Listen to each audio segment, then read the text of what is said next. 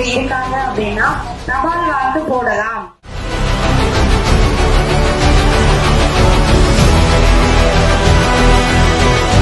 சட்டமன்ற தேர்தலில் எங்களது குழுவில் உள்ள அனைத்து உறுப்பினர்களும் எங்களது வாக்கு உரிமையை முறையாக பின்பற்றி தேர்தல் அன்று நிறைவேற்றுவோம்.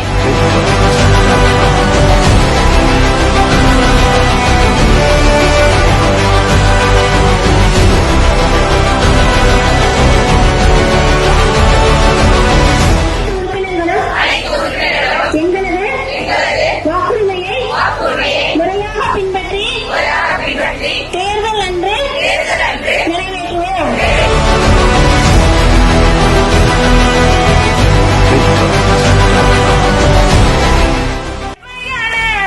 முறைகளிலும் பாத்துகளை நாம போட வேணும்.